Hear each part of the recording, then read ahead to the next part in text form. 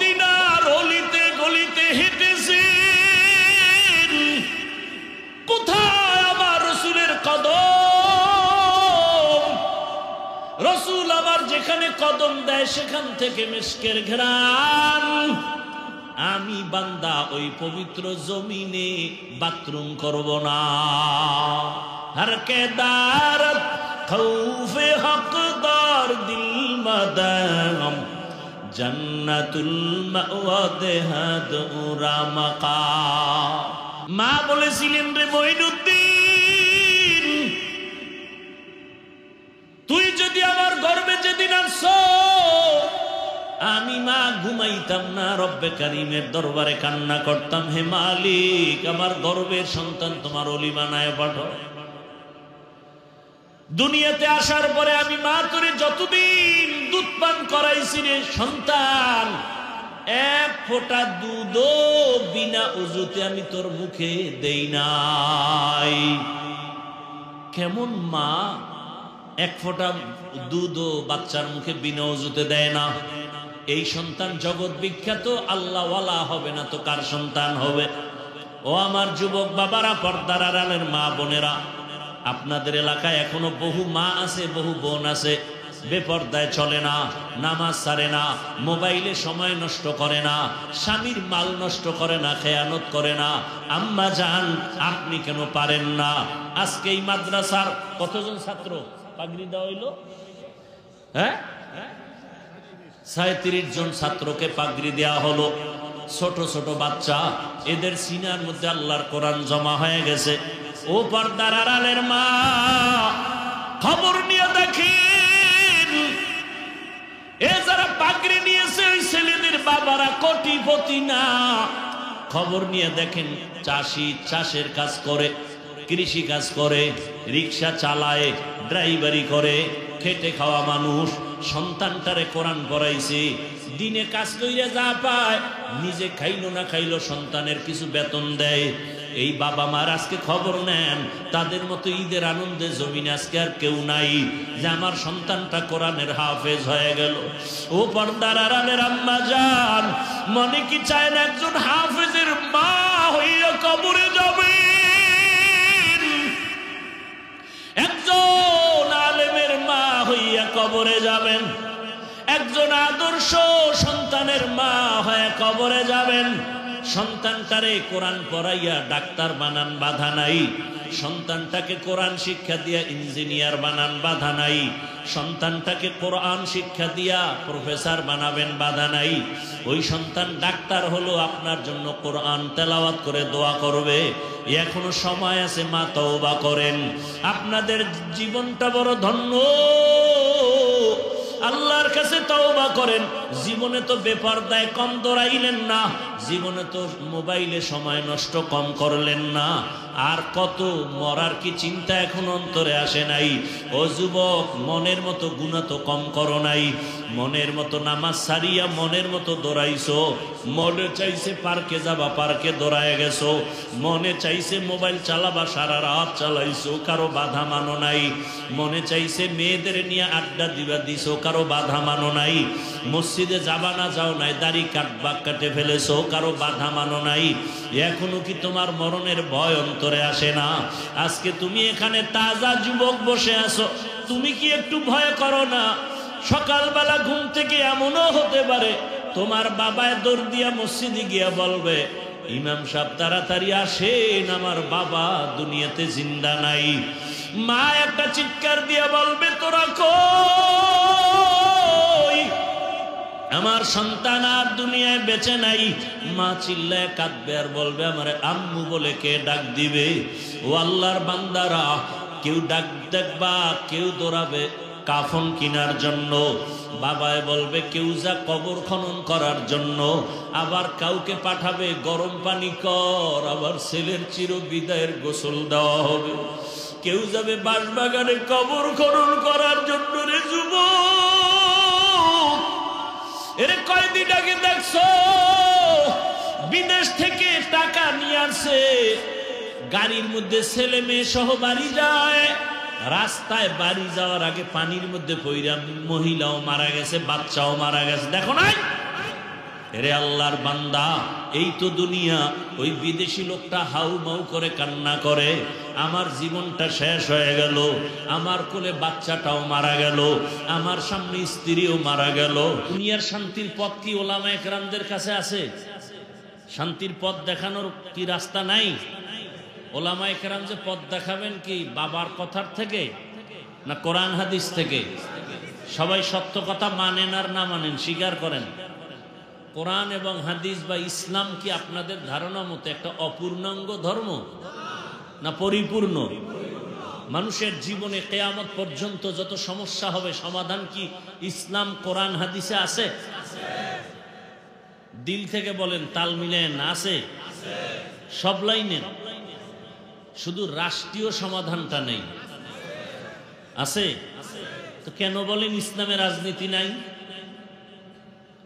আপনি এই কথা বলার দ্বারা তো প্রমাণ হয় কোরআন সব দিক থেকে পূর্ণ, রাজনীতি বা রাষ্ট্রের ব্যাপারে কোরআন শরীফ অপূর্ণাঙ্গ, দুর্বল।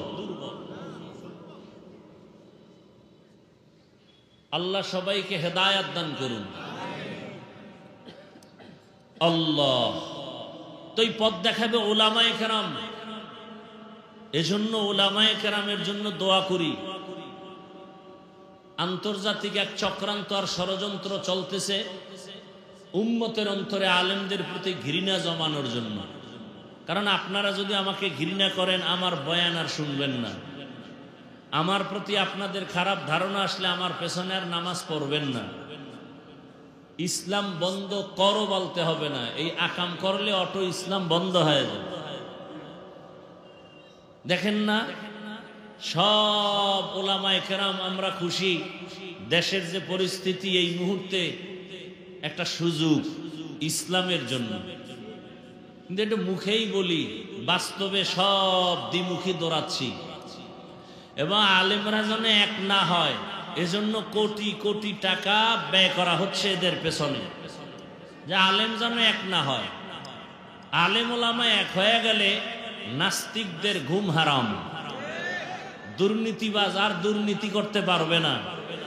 কারণ আলেম ওলামারা উম্মতের দায়িত্ব নিলে কিছু হোক না হোক এদেশে কোনো জুলুম হবে না। জালেমরা পছন্দ করে না, দুর্নীতিবাজরা চায় না এদেশে ইসলাম আসুক। দেখেন না নেতারা স্টেজে কত বক্তব্য দেয়, এই হুজুরগো বয়ান শুনলে হবে না, আমল করা লাগবে। কারণ মাঠের থেকে আপনারা কেন বলেন না যে আপনার আমলের দাড়ি কই? মানে আপনাদের বলে ইসলাম ছাড়া শান্তির ধর্ম আর কোথাও নাই। বলে ঠিক, সে মানে বলেন মানে না কেন? দুনিয়ার সবাই জানে ইসলাম শান্তি দেয়, মানে না কেন? তার মন মতো আকাম করতে পারবে না, এজন্য মানে না। দেখেন হুজুরগো অনেকে ভালোবাসে, কিন্তু হুজুরগো ক্ষমতায় আসতে দিবে না। মহিলারাও কেনা আইলেই হাত মোজা পরাইব, পায়ে মোজা লাগাই দিব।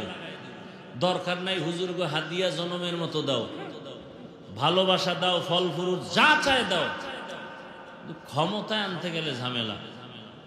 এখন কিছু কিছু হুজুর চিন্তা করে তাহলে ইসলামটারে আরো হালকা বানাই, যে তুমি যা করবা এটাই ইসলাম, কোনো কঠিন কিছু নেই। কত দিকের মুসিবতে যে আমরা পড়ে আছি আর কোনো শেষ নাই। বাইতুল্লাহ গেলাম, রসুলের রওজা মোবারকে গেলাম, সেখানে সারা দুনিয়ার কত লাইনের মুসলমান নামাজে দাঁড়ানো। কাউকে দেখলাম পাও কেবলার দিকে দিয়া টান টান হয়ে ঘুমাচ্ছে, একামত হয়ে গেছে, নামাজে দাঁড়ায় গেছে, আর দিল পরিষ্কার, উজু লাগবে না।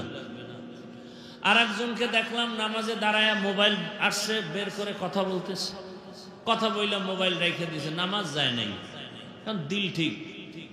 আর একজনকে দেখলাম বুকে হাত বাঁধা, কেউ সাইডে দিয়ে দাঁড়ায় রয়েছে, হাত বাঁধেই না। কেউ বুকে বাঁধলে হাত নাবির নিচলারা বেজার, নাবির নিচে হাত বাঁধলে বুকে যারা বাঁধে এরা বেজার। একজনের কথা আমার বান্দারই দরকার নেই, সাইডে দিয়ে খাড়ায় থাকে। তুই মক্কায় অবস্থা আছে না নাই? আছে। একজনকে দেখলাম সেজদায় যাওয়ার আগে, এবার দেখিস কপাল এই একটা কি যেন পকেট থেকে বাইর করে এই পরিমাণ, এটা কপালের নিচে দিয়ে সেজদা দেয়। খবর নিয়ে দেখলাম ওদের অন্তরের আকীদা হইল ইবলিস সেজদা দিয়ে জমিন নাপাক করছে, এই জন্য জমিনে দেয় না, একটা কাঠের টুকরা রাখে পাতলা, ওইটার উপরে দেয়। আচ্ছা, আমি যেটা বুঝাতে চাই, আরবে, সৌদি, মক্কা, মদিনায় এত ফেরকা, এত কিছু, আপনারা শুনছেন কোনোদিন যে তারা এই এত মতামতের মধ্যে কিলাকিলি লাইগা 10 জন মারা গেছে? শুনছেন? তো সোনার বাংলায় গজব কেন, ঝগড়া কেন? বুকে হাত বাঁধি, নাবিওয়ালারা বেজার, নাবির নিচে হাত বাঁধলে বুকওয়ালারা বেজার, 20 রাকাত তারাবি পড়ি, 8 রাকাত ওয়ালারা সালাম দেয় না, দিলেও নেয় না। কেন এই গজব? কেন? কার বদনজর লাগছে আমার দেশে? এত ঝগড়া হবে কেন? আপনি 20 রাকাত পারেন না, পড়েন 8 রাকাত, আপনার জবাব আপনি আল্লাহর কাছে দিবেন। হ্যাঁ, আমার এখানে করণীয় কি? আপনাকে মহব্বতে বুঝাতে পারি, আর কিছু না। গালি দিবেন, সালাম দিবেন না, দিলেও নিবেন না, এটা কোন রসুলের আদর্শ? আল্লাহ হেদায়েত দান করুন। যাই হোক, অনেক কথা বলে ফেললাম। বয়ান যতটুকুই করব শুধু আপনাদের ধৈর্যের উপরে। উঠবেন, আস্তে হাত উঠে মোনাজাত দিয়ে চলে যাবে। কোরআনে হাকিমের এক আয়াত পড়েছি, রসুলের একটি হাদিসের অংশ পড়েছি, তরজমাটা বলে নেই, এরপরে কিছু ব্যাখ্যা। ওয়া আম্মা মান খাফা মাকাম রাব্বিহি ওয়া নাহান নাফসা আনিল হাওয়া ফাইন্নাল জান্নাতা হিয়াল মাওয়া। আল্লাহ বলেন, হাসরের ময়দানে আমার আদালতে দাঁড়াইয়া হিসাব দেওয়ার ভয়ে দুনিয়াতে যারা জিন্দা অবস্থায় নিজেকে গুনাহ থেকে বাঁচায় রাখবে, আমি আল্লাহ ওয়াদা করলাম তাকে বিনা হিসাবে জান্নাত দিব। নবীজি বলেন, ইত্তাকিল মাহারিম তাকুন আবাদান নাস। ও দুনিয়ার উম্মতের দল, সমস্ত অবৈধ হারাম থেকে নিজেরা বাঁচাও, আল্লাহ তোমার মর্যাদা মানুষের কাছে বাড়ায় দিবেন, আল্লাহর কাছেও বেড়ে যাবে। হারাম থেকে বাঁচো। আল্লাহ আদম নবীর তরজমা শেষ, এবার ব্যাখ্যা শুরু। আল্লাহ পাক আদম আলাইহিস সালামকে জান্নাতে দিয়া বললেন, উসকুন আনতা ওয়া যাওজুকাল জান্নাহ। হে আদম, তোমার স্ত্রীকে নিয়া, হাওয়াকে নিয়া তোমরা জান্নাতে থাকো। ওয়াকুলা মিনহা রাগাদান হাইসু শিতুমা। মনে যা চায় ঘুরু আর খাও। খুব খেয়াল করিয়েন, ওয়ালা তাকরাবা হাযিহিশ শাজারা ফাতাকুনা মিনাজ জালিমিন। একটা গাছের দিকে ইশারা করে বললেন, ওই গাছের কাছেও যাইবা না, যদি যাও সীমা লঙ্ঘনকারীদের অন্তর্ভুক্ত হয়ে যাবে। খুব খেয়াল করছেন আপনারা? আদম নবী জান্নাতে থাকবে, মনে যা চায় খাও। একটা গাছের দিকে ইশারা করে বললেন, ওখানে যাবাই না। কেন? ওই গাছটার মধ্যে কি আগুন ছিল? না। গাছটা কি কাঁটাওয়ালা? না। গাছের ফলে কি বিষ? বলে না। ফলটা ভিটামিন যুক্ত, শরীরের জন্য ভালো। নিষেধ করলেন কেন? আল্লাহ বলেন, আমি কিয়ামত পর্যন্ত একটা বিধান কায়েম করার জন্য নিষেধ করেছি।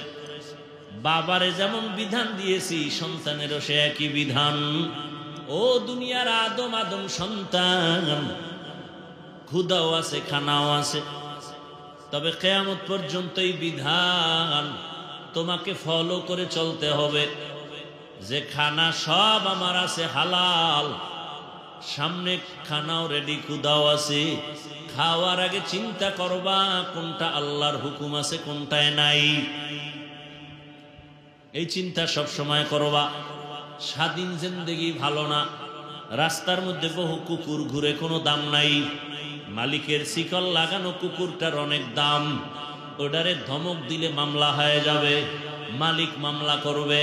উড়ান্ত পাখি আকাশ উড়ে, কোনো দাম নাই। মালিকের খাঁচায় যে পাখি আটকানো, পাখির বড় দাম। জঙ্গলে হাজারো প্রাণী আছে, কোনো দাম নাই। চিড়িয়াখানার মধ্যে হরিণ বাঁধা, বাঘ বাঁধা আছে, অনেক দাম, দেখতে টিকিট লাগে।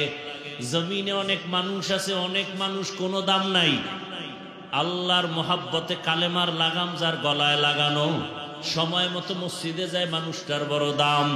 কেমন দাম? আল্লাহ কয় শুধু দিন দিন পয়েন্ট বাড়বে। কেমন বাড়বে? বলে সারা দুনিয়ার মধ্যে তোমার ভালোবাসা কেমন। এখন তো ভালোবাসা গণা যায়, গণনা করা যায়। গণনা করা যায় না যে আমার কয়জনে ভালোবাসে। এই ফেসবুকের গোলাম বাবারা, গণনা করা যায় না। তোমার ফলোয়ার কত? কয় 100, 200, 500, 1000। তা তুমি বুঝতে পারলা তোমার ভালোবাসার পার্সেন্ট কত? তোমার কত পার্সেন্ট তোমাকে ভালোবাসে? আল্লাহ কয় তোরে আজকে 500 মানুষ ভালোবাসে, যদি তুই আমারে মোহাব্বত কইরা চলো তোরে আরো মানুষ ভালোবাসবে।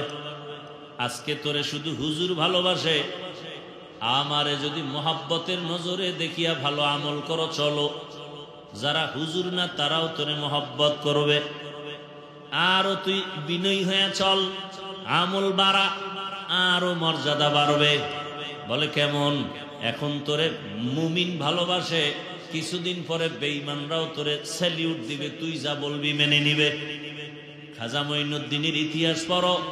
ভারতের জমিনে মদিনাতুল মুনাওয়ারা থেকে দাওয়াত দিতে আসছেন। মদিনাতুল মুনাওয়ারা থেকে ভারতের জমিনে ঘুরে ঘুরে কালেমার দাওয়াত। লক্ষ লক্ষ বিধর্মী তার হাতে কালেমা পড়েছেন। মায়ের কাছে গিয়া মঈনুদ্দিন বড় আনন্দ, হাসে আর খুশি। আম্মা জান বলেন, মঈনুদ্দিন এত হাসো কেন, আনন্দিত কেন? কয় আম্মা জান, ভারতের ভেতরে অনেক মানুষ আমার হাতে কালেমা পড়েছে, লক্ষ লক্ষ লক্ষ লক্ষ। মা কয় এটা তোর বাহাদুরি কি? আসলে সব বাহাদুরি আমি মায়ের। কার? খাজা মঈনুদ্দিন চিশতি আজমিরি বলেন, মা তোমার কিসের বাহাদুরি একটু বলো। মা বলে, সন্তান আমার গর্ভে তুই যখন আসছো, আল্লাহর জাতের কসম আমি এক রাত ঘুমাই নাই, সেজদায় পড়ে মালিকের দরবারে কান্না করেছি, ও দয়ার মালিক আমার গর্ভের সন্তানকে তোমার ওলি হিসাবে তুমি পাঠাও। দোয়া না করলে হবে? ইব্রাহিম নবী দোয়া করেন, রব্বি হাবলি মিনাস সালিহিন। আল্লাহ বলেন, ফাবাশশারনাহু বিগুলামিন হালিম। দোয়া বড় দামি এক সম্পদ। আদ-দুআউ হুয়াল ইবাদাহ। রহমতের নবী বলেন, দোয়া হলো আলাদা একটা স্বতন্ত্র ইবাদতের অংশ। এরে নবীরা আশিক, তাহলে তোমাকে দুনিয়ার সব বেঈমানরাও ভালোবাসবে। কয় আরো কি মর্যাদা বাড়বে নাকি? বলে হ্যাঁ, আরো আমল বাড়াও, মর্যাদা বাড়বে। বল কেমনে? এখন তোমাকে জগতের মুমিন বেঈমান সবাই ভালোবাসে, কিছুদিন পরে দেখবা তোমার উপরের ভালোবাসা বেড়ে যাবে। উড়ন্ত পাখিও তোমারে ভালোবাসবে, নদীর মাছ তোমারে ভালোবাসবে, জঙ্গলের প্রাণী তোমারে ভালোবাসবে। তখন তুমি বাঘের সাথে কথা বলবা, বাঘ শুনবে, পাখিরে কথা বলবা, পাখি শুনবে। এরকম ঘটনা জমিনে আছে না নাই? খাকো বাদ আবো আতিশ বান্দান বামানো তু মুর্দা বাহক জিন্দা। উজানি একটা জায়গা আছে, কচুয়া থানা, চাঁদপুর জেলা, কুমিল্লার পার্শ্বে। এর পাশে আর একটা জেলা আছে, নোয়াখালী। নোয়াখালী জমিনের এক সন্তান, কোটিপতির সন্তান। বাবায় টাকার বালিশ বানায় ঘুমায়, বলতে গেলে এই পরিমাণ টাকা। এর সন্তান কোন এলাকা? নোয়াখালী। বাবার টাকা পয়সা বাদ দিয়া বের হয়ে গেলেন ঘর থেকে। না, টাকা পয়সা দরকার নাই, এক টানে চলে গেলেন ভারতে দেওবন্দ। মাওলানা হলেন, কেরাতে সাবা পড়লেন। এরপরে রশিদ আহমদ গঙ্গুহি দরবারে গেলেন, সেখানে বায়াত গ্রহণ করলেন।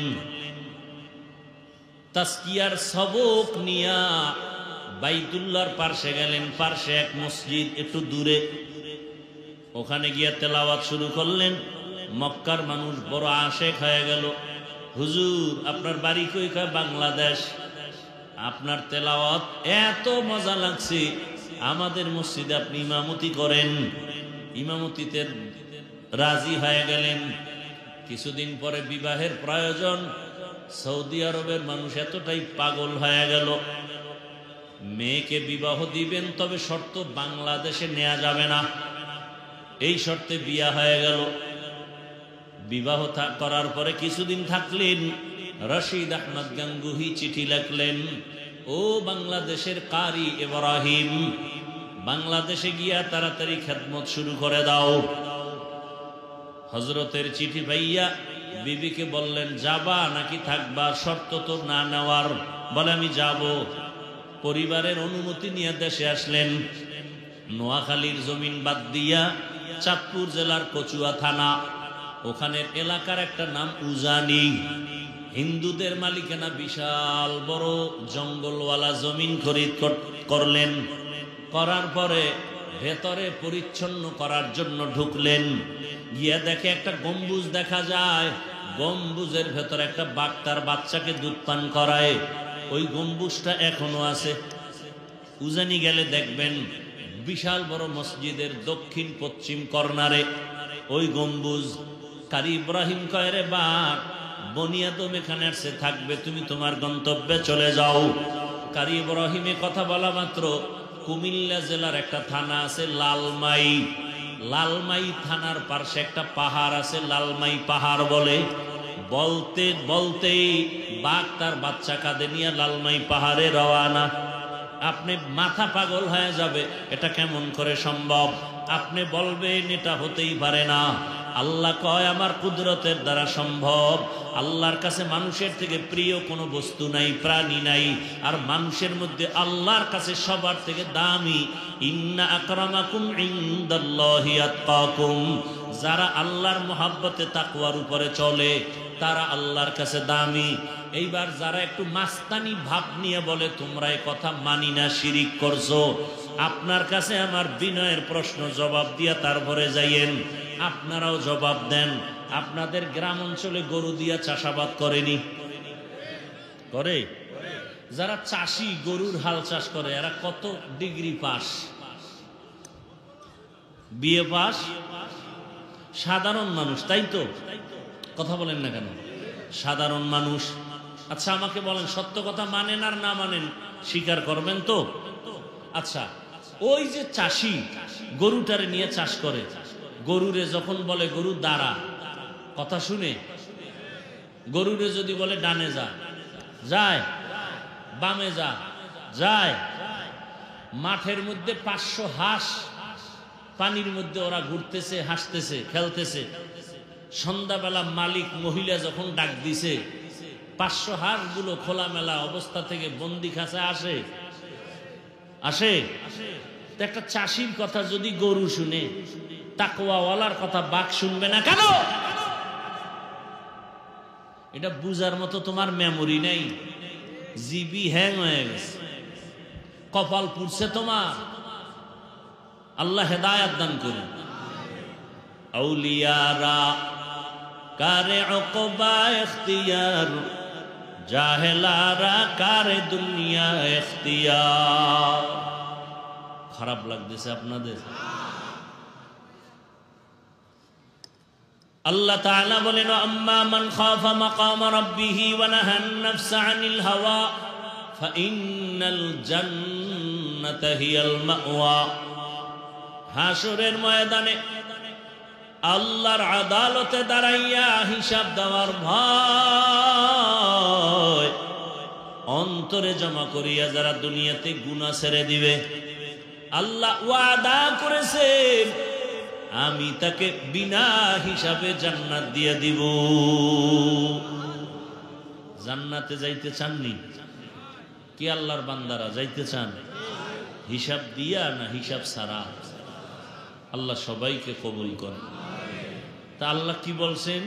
গুনাহ থেকে নিজেকে বাঁচায় রাখো। গুনাহ থেকে বাঁচার উপায় কি? গুনাহ থেকে বাঁচার জন্য দুই দিকে দুই মেডিসিন লাগবে। যেমন গুনাহ করে ফেলেছেন, এরকম লোক এখানে নাই? হাতের গুনাহ, চোখের গুনাহ, জবানের গুনাহ, অন্তরের গুনাহ করে ফেলেছি, শয়তানের দোকায় গুনাহ করেছি। এখান থেকে কেমনে বাঁচবো? আবার সামনে যতদিন আমি হায়াত পাইব গুনাহ যেন আর নতুন করে না হয়, জবানের দ্বারা যেন গুনাহ না হয়, হাতের দ্বারা যেন গুনাহ না হয়। সামনের জীবনে গুনাহ থেকে বাঁচবো কি করে? দুই গুনার থেকে বাঁচার জন্য দুই মেডিসিনের প্রয়োজন। মেডিসিনটার নাম হলো আল্লাহর ভয়। কার ভয়? আর কে দারদ খৌফে হকদার দিল মাদাম জন্নতুল মাওয়া দেহদ উরা মাকাম জুজবা হকচি জে মখাজ ইনসুজা ফজলে উআ মস্তে দর জুমলা জাহা। পেছনের গুনাহ থেকে বাঁচার জন্য যে মেডিসিন লাগবে নাম হলো আল্লাহর ভয়। সামনে জীবনটা পবিত্র রাখার জন্য, গুনাহমুক্ত রাখার জন্য যে মেডিসিন লাগবে নামও আল্লাহর ভয়। আরবিতে এই ভয়টাকে বলে খাশিয়া। কোরআনের ভাষায় ভয়ের নাম তাকওয়া, কোরআনের ভাষায় এই ভয়ের নাম খৌফ। লাউ আনজালনা হাযাল কুরআনা আলা জাবালিন লারাআইতাহু খাশিআন মুতাসাদ্দিআন মিন খাশিয়াতিল্লাহ। এই ভয়ের নাম তাকওয়া। ইয়া আইয়ুহাল্লাযীনা আমানুত্তাকুল্লাহ ওয়া কুনু মা'আস সাদিকিন। আল্লাহ কয় আমাকে ভয় কর। ইন্নামা ইয়াখশাল্লাহা মিন ইবাদিহিল উলামা। জমিনের মধ্যে যারা আসল উলামা তারা আল্লাহকে ভয় করবেন। খশিয়াও মানি আল্লাহর ভয়, তাকওয়াও মানি আল্লাহর ভয়, খাউফুন মানি আল্লাহর ভয়। অতীতের গুনাহ থেকে বাঁচার জন্য আল্লাহর ভয় অন্তরে জমা করো। ভয়ের নাম খশিয়া। সামনের জীবনে যেন গুনাহ না হয় এজন্য যেই ভয়টা লাগবে ওই ভয়ের নাম তাকওয়া। পেছনে আল্লাহর ভয় নিয়ে তওবা করো, সামনে যেন তোমার আমার দ্বারা গুনাহ না হয়। জীবনে তো গুনাহ কম করো না এরে যুবক বাবা। ও আমার যুবক, গুনাহ করতে করতে করতে করতে চেহারাটা নষ্ট। এত গুনাহ জীবনে করেছে রে বাবা। আমি এতক্ষণ আপনাদের যে বয়ান শুনাইতেছি একবারও কিন্তু বলি নাই সবাই গুনাহ সারিয়া স্কুলে যারা আছো স্কুলে তালা দিয়া মাদ্রাসায় যাও। একবারও বলি নাই তাবলিগে যাও। একবারও বলি না আমার মতো হুজুর হও। একবারও বলি নাই তুমি পীরের কাছে যাও। কি বলতে চাই ভালো করে শুনো হে যুবক বাবারা। দুনিয়াটা কিছুই না। তুমি স্কুলে পড়ো, আমি হাফিজুর রহমান তোমাকে সাহস দিয়া যাই, দোয়াও করে যাই। স্কুল ছাড়িও না, কলেজ ছাড়িও না। বান্দা তুমি ওখানে লেখাপড়া করো। চাকরি যারা করেন ওখানে চাকরি করেন। ব্যবসা যারা করেন করেন। চাকরিও ছাড়তে হবে না, ব্যবসাও ছাড়ার প্রয়োজন নাই। বরং আমি পরামর্শ দিব ওখানে থাকিয়া জান্নাতের পথটাকে বেছে নেওয়ার চেষ্টা করেন। এখন বলবেন স্কুল কলেজে পড়িয়া জান্নাত পাওয়ার পথ কেমনে পাই? চাকরির রাস্তায় থাকিয়া কেমনে পাই? ও আমার যুবক, তোমাকে আমি কলিজা দিয়া দোয়া করে গেলাম। তুমি স্কুল কলেজে লেখাপড়া করে ডাক্তার হও, দোয়া করি তুমি ইঞ্জিনিয়ার হও, তুমি প্রফেসর হও। দোয়া করে গেলাম। আমি হাফিজুর রহমানের দোয়া কবুলের গ্যারান্টি নাই, তবে ময়দানে বহু আল্লাহর বান্দা আছে যাদের আমিন ফেরত যাবে না। আমিন ফেরত যাবে না এমন আল্লাহর বান্দা আছে না নাই? বহু আল্লাহর বান্দা আছে। ও যুবক, তুমি প্রফেসর হও, দোয়া করি তুমি এমপি হও, মন্ত্রী হও, তুমি ওসি হও, ডিসি হও, এসপি হও। তবে ছোট একটা সতর্কতা, বেয়াদব হইবা না। কি হইবা না, বেয়াদব হইবা না। বলতে পারো হাফিজ ভাই ডাক্তার হব বেয়াদব হব না, তার ব্যাখ্যা কি? ভালো করে শুনো রে বাবা, 3 জায়গায় বেয়াদবি করবা না, করলেই মরার আগে তুমি পঙ্গু। ভালো করে মনে রাখিস যুবকেরা, ভালো করে পারলে লিখে রাখ ভালো করে। 3 জায়গায় বেয়াদবি করলে মরার আগেই বিচার শুরু। 1 নাম্বার জায়গা মা বাবা, 2য় জায়গা তোমার শিক্ষক, 3 নাম্বার জায়গা উলামায়ে কেরাম মুরব্বী। আল্লাহর জাতের কসম, যদি মা বাবার সাথে বেয়াদবি করে বরদোয়া নাও, খোদার কসম জীবনে তোর মরার আগেই জীবনটা ধ্বংস হয়ে যাবে। মরবি না, মরার আগে শাস্তি পাবি বিছানায় শুয়া, মানুষের জুতার বাড়ি খাবি। 2 নাম্বার শিক্ষকের যদি বেয়াদবি করে কোনো বরদোয়া নাও, লেখাপড়ার জিন্দেগি তোর ধ্বংস হয়ে যাবে। 3 নাম্বার উলামায়ে কেরামের পরামর্শের বাইরে গিয়া যদি বেয়াদবি করে বরদোয়া নাও, হাত উঠাইয়া বরদোয়া করা লাগে না, তোমার আচরণে দিলে কষ্ট লাগছে, নিঃশ্বাস ফেলছি, এটাই তোর গজবের জন্য যথেষ্ট। হাত উঠাইয়া বরদোয়া করতে হয় না, হাত উঠাইয়া দোয়াও করা লাগে না।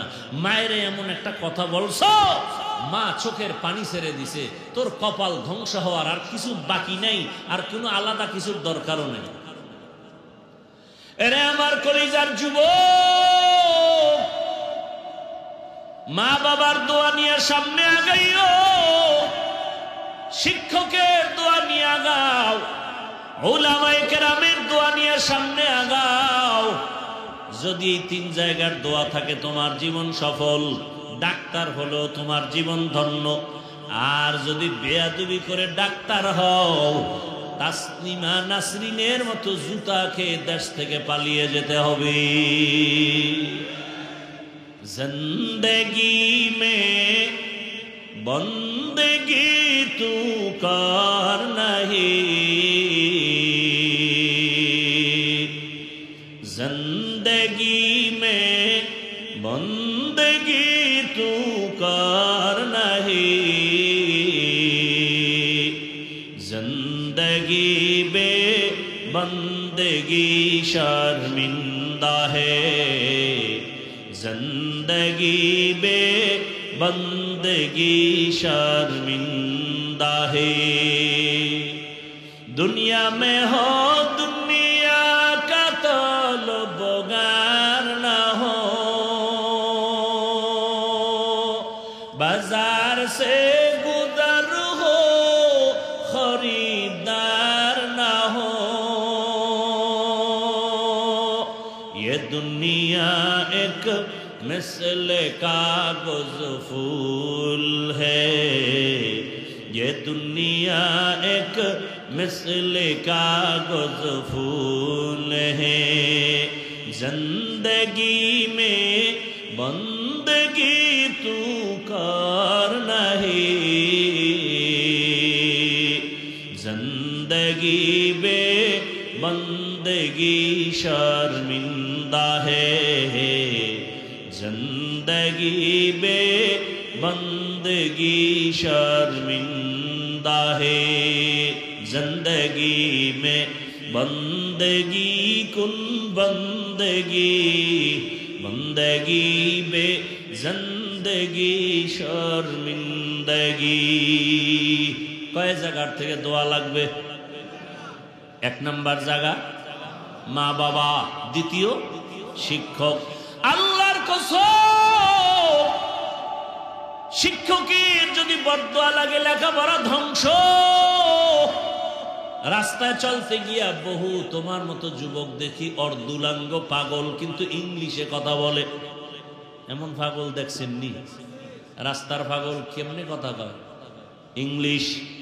আবার এক পাগল দেখলাম আরবিতে কথা বলে। আরে পাগল হইয়া কি আবার ইংলিশে কোচিং করলো নি? না না, তো ব্যাপার কি? বলে ভালো ছাত্র ছিল, শিক্ষকের সাথে বেয়াদবি করে পাগল হয়ে গেছে। লিকুল্লি শাইইন জিনাতুন ফিল ওয়ারা ওয়া জিনাতুল মারই তামামুল আদাবি। আজ খোদা খা ही के आदब बेअदब महरूम गश अज फजले राव। 3 नंबर जाएगा कि उलामाए अहले हक, उलामाए केरामेर साथे बेअदबी करले कपाल खाराप। जमानार बड़ इमाम इमाम আহমদ বিন হাম্বল রাহমাতুল্লাহি আলাইহি ওই যুগে একজন বড় বুজুর্গ ছিলেন বিশরে হাফি রাহমাতুল্লাহি আলাইহি। হাফি মানে খালি পাওয়ালা, জগৎ বিখ্যাত ওই বিশরে হাফি যে ছিল এক মদের আড্ডাখানার অধিনায়ক। মদ পান না করলে তার মেজাজ ঠান্ডা হতো না। এই বিশরে হাফি আল্লাহ হেদায়াত দিয়েছেন। এমন আল্লাহ হেদায়াত দেওয়ার পরে আল্লাহর কাছে এত প্রিয় বিশরে হাফি এখন জমিনে হাঁটে, জুতা পায়ে পড়ে না। কেন? বলে জমিন পবিত্র, যেখানে সেজদা দিবে সেখানে কবুল। এই জন্য পবিত্র জমিনে বিশরে হাফি জুতা পরিধান করবে না। তাজকিরাতুল আউলিয়া নামক কিতাবে আছে যতদিন বিশরে হাফি জমিনে জুতা পায়ে দেয় না অতদিন পর্যন্ত তার পালিত গরু ছাগল জমিনে পায়খানাও করে না। জমিন বড় পবিত্র, এটা ফাতোয়া না, এটা তাকওয়া। हर के दारत खौफे हकदार दिल मदाम जन्नतुल मावा देहदुरा मकाम।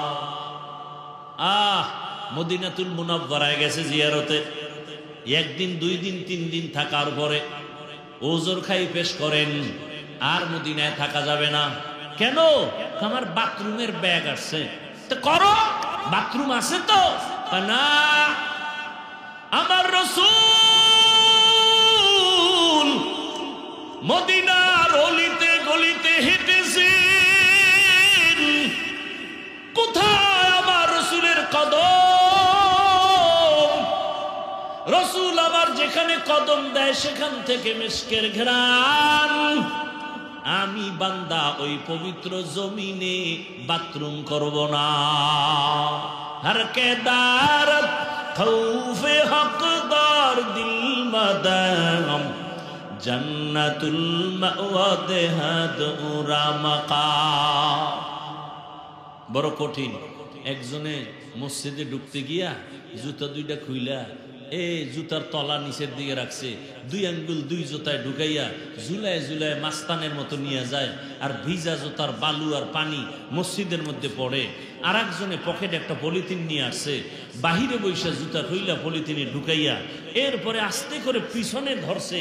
সামনে কারো ধরে নাই, বামেও ধরে না, ডানেও না, কারো গায়ে না লাগলো। ইয়ে আদব। লিকুল্লি শাইইন জিনাতুন ফিল ওয়ারা ওয়া জিনাতুল মারই তামামুল আদাবি।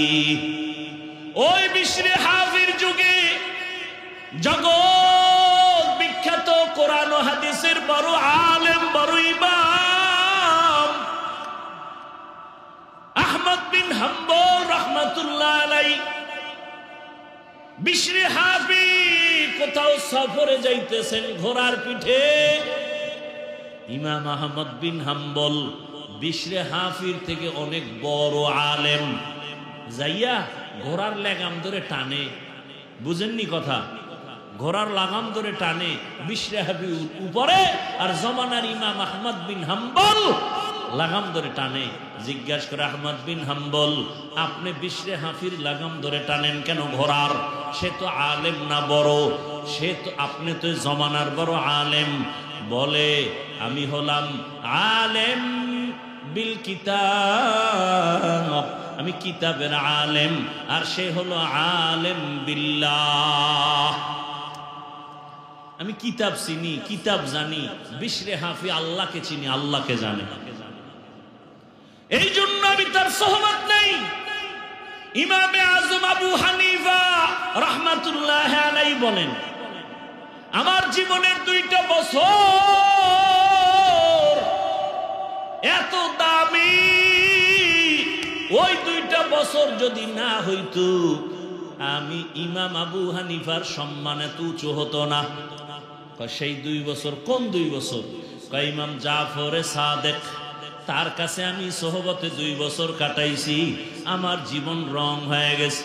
ও আল্লাহর বান্দারা, ভালো করে বুঝো, মোবাইলে চার্জ নাই, বিদ্যুতের সাথে লাইন লাগাও, মোবাইল ফুল চার্জ হয়ে যাবে। কথা আসে না, নেটওয়ার্ক ফুল লাগাও, টাওয়ারের সাথে লাইন লাগাও, সম্মান বেড়ে যাবে। ও দুনিয়ার মানুষ, ভালো করে বুঝো, স্বর্ণ কিন্তু মাটির মধ্যে থাকে, পদার্থ খনির মধ্যে থাকে, ওখান থেকে বেছে বেছে বের করে ধুইয়া ধুইয়া শোধন করিয়া এরপরে বের করা হয়। বের করার পরে চকচক করে, এরপরে তার দাম বেড়ে যায়। এটাকে কেউ অমূল্য মনে করে না, ফালাইয়াও দেয় না। এরে নবীর উম্মত, দুনিয়াতে দেখো, বড় ডাক্তার হতে হলে বড় অভিজ্ঞ ডাক্তারের পেছনে পেছনে ট্রেনিং দেয়নি? শুধু লেখাপড়া যথেষ্ট না, দুনিয়ার লাইনে যদি নিজের দামি বানাইতে চাও, দামি দামি আল্লাহওয়ালার সাথে সম্পর্ক জোড়ায় দাও। সাহাবায়ে কেরামরা রাসূলের স্পর্শ পেয়েছেন, এতটা দাম হয়ে গেল। দুনিয়াতে কোরআনের সাথে সম্পর্ক। আমি হাফিজুর রহমানের গায়ের জামার কাপড়ের গজ অনেক বড় দামি। আরে কত দামি? বাংলাদেশে এখন 1 কোটি টাকা দিলে এই জামাটার কাপড় আর কেউ পায় না। 1 কোটি টাকার এই কাপড় যদি এখন আমাকে কেউ দেয়, আমি এখন বিক্রি করে দেব। 1.5 কোটি টাকা বিক্রি হয়ে যায়, 50 লাখ লাভ। বাংলাদেশের কোথাও কাপড় নাই। গার্মেন্টস ফ্যাক্টরি যারা কাপড় বানায়, অর্ডার দিলাম আইনে দেন, 1 কোটি টাকার কাপড় আনেন, কালকে দিয়ে দিই। কিন্তু এই কাপড় পাড়ায় পইরা গেলে খুইলা রাখলে পাড়ায় পায়ের নিচে থাকে। কিন্তু দোকানের একটা সামান্য কাপড়, এটা কাটা, টেইলার ফালায় দেয়, এটার দিয়ে বাসায় একটা মেশিন দিয়ে জুসদান বানায়, গিলাপ বানায়, কোরআনে লাগাই দিছে। এখন এটা কেউ পায়ে লাগায়নি। আমি এই কাঠের চেয়ারে বসছি, কত দামি চেয়ার, যে কেউ চাইলে বানাইতে পারে না, টাকা দরকার, 1 পিস বানাবে না, এটার একটা নিয়ম আছে। কিন্তু সামান্য কাঠ কোরআনে লাগায় দিছেন, রেহাল নাম হয়ে গেছে, দাম বেড়ে গেছে। আপনাদের এলাকায় বহু ঘর আছে, বিল্ডিং আছে, একটা ঘরের কোনো দাম নাই, কিন্তু এই ঘরের এত দাম কেন? বলে কোরআনের তেলাওয়াতের স্পর্শ লাগছে।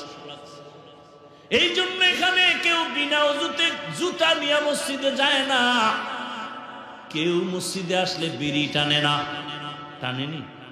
আপনাদের এলাকায় এরকম বেদ্যব আছে কেউ যে মসজিদের ভিতরে বইয়াও টানে? আল্লাহ হেদায়েত দান করে। আরো জোরে বলেন। উলামায়ে কেরামের সাথে বেয়াদবি করি ওনার যুবক।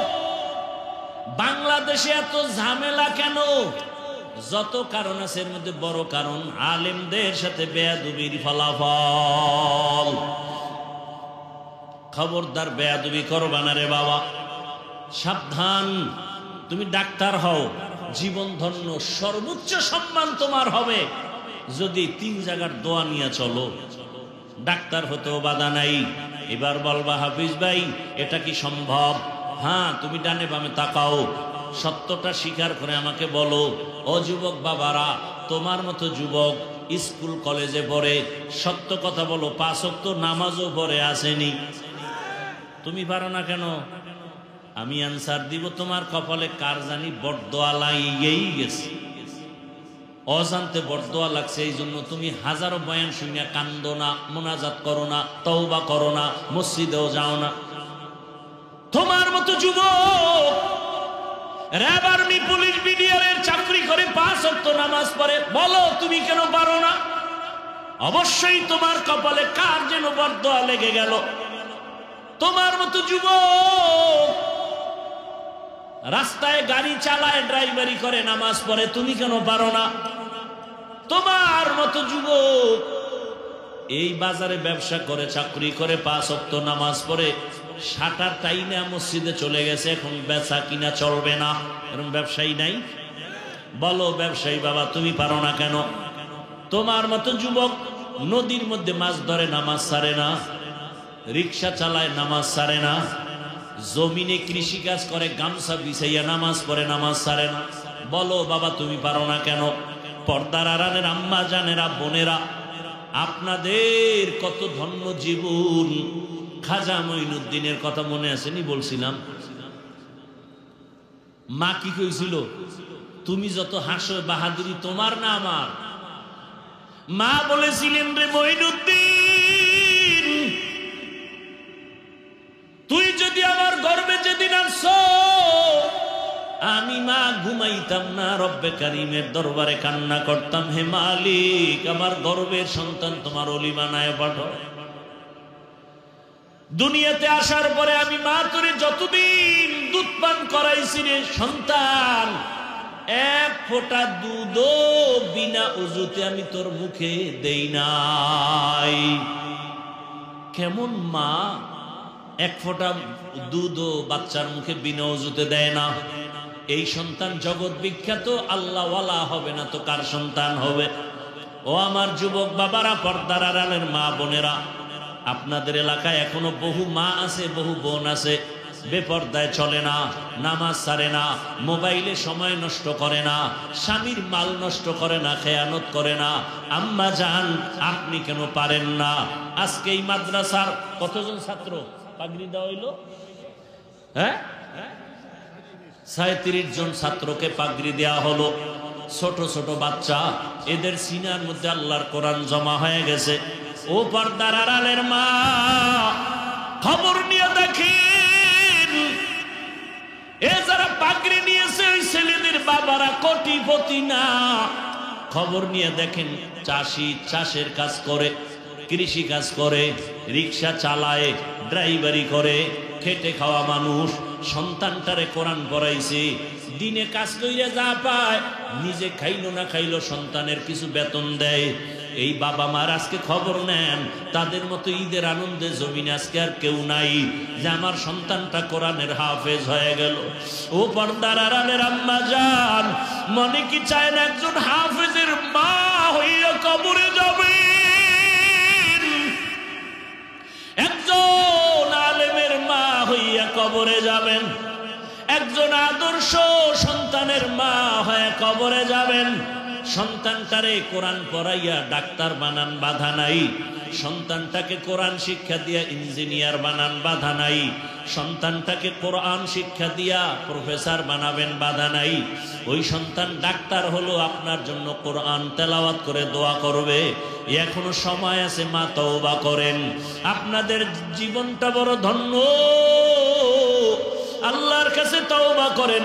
জীবনে তো বেপরদায় কম দৌড়াইলেন না, জীবনে তো মোবাইলে সময় নষ্ট কম করলেন না। আর কত মরার কি চিন্তা এখন অন্তরে আসে নাই?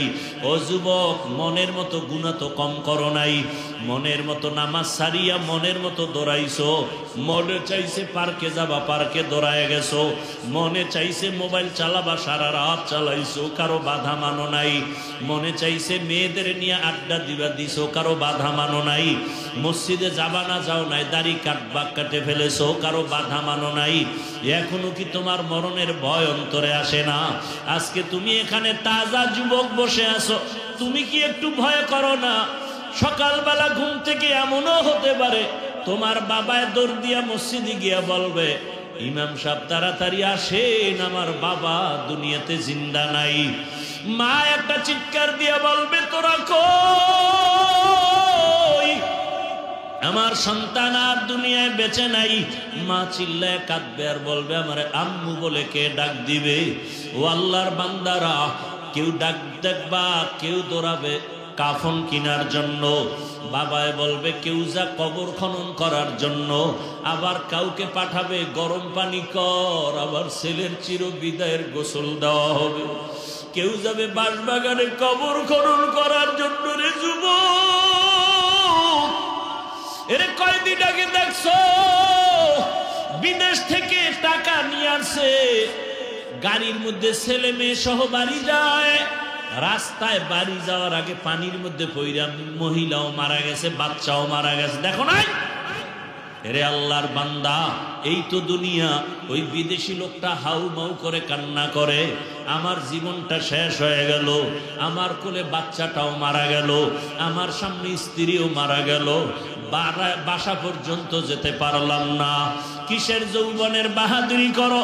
পানির মধ্যে তাকায় দেখ যুবকের লাশ, ঘুমের বিছানায় তাকায় দেখ লাশ, গাড়ির নিচে যুবকের লাশ। ওরে মায়ের কান্না শুরু হয়ে যাবে, তাকাইয়া দেখবি রে যুবক, আপন জনের আইসা তোর গায়ের গেঞ্জিটা বেলেট দিয়ে কেটে কেটে রাখবে। গোসল করাইয়া যখন কাফন পরাবে, খাটে উঠাবে, মসজিদের খাটিয়া ঘরের দরজায় তোমারে আমারে খাটে উঠাইয়া যখন ঘর থেকে জানাজার ময়দানে নিবে, আম্মা জান জানালা দিয়া চিৎকার দিয়া বলবে, আমার বাবারে কই নাও, শেষবারের মতো একটু চেহারাটা দেখাইয়া যাও, আমার বাবারে আর জীবনে বুঝি দেখতে পারবো না। চির বিদায় দিয়া দিবে সবাই। জানাজা পড়াইয়া ওই বাঁশবাগানে যেখানে দিনেও কেউ যায় না ভয়, ওইখানে তোমাকে আমাকে শোয়াইয়া মাটি দিয়া বিদায় হয়ে যাবে। ও যুবক বাবা, মনের আশা পূরণ কইরা তো গুনাহ করছো, এবার তওবা করো। মনে মনে আমার আল্লাহকে ডাকো আর বলো, হে আল্লাহ, আমার মতো জেনারেল লাইনের যুবক হইয়া যদি রাস্তায় গাড়ি চালাইয়া নামাজ পড়ে আমি কেন পারি না? আমার মতো জেনারেল লাইনের যুবক যদি চাকরি করে নামাজ পড়ে আমি কেন পারি না? আমার মতো যুবক যদি জেনারেল লাইনে থাকিয়া ব্যবসা করিয়া নামাজ পড়ে আমি কেন পারি না? আজকে থেকে তওবা করে নিলাম। আমার আল্লাহকে মনে মনে বলো, হে আল্লাহ, জীবনে আর নামাজ ছাড়বো না, দাড়ি কাটবো না, আর বেপরদায় চলবো না। মা বাবার দোয়া নিয়া, শিক্ষকের দোয়া নিয়া, ওলামায়ে কেরামের দোয়া নিয়া নবীজির আদর্শ মতো চলবো। ও আল্লাহর বান্দা, পর্দার আড়ালের মা বোনেরা, অন্তর ভরে দোয়া করো, আল্লাহর কাছে তওবা করো। ও দয়ার মালিক, জীবনে আর কোনোদিন বেপরদায় চলবো না, স্বামীর মাল খেয়ানত করব না, আর মোবাইলে সময় নষ্ট করব না। ও আল্লাহর বান্দারা, তওবা করার যদি নিয়ত হয়, খাঁটি তওবার নিয়ত যাদের আছে, অন্তরে মুনাফিকি যদি না থাকে, খাঁটি তওবার নিয়তে দুটো হাত আমার আল্লাহকে দেখাইয়া দাও।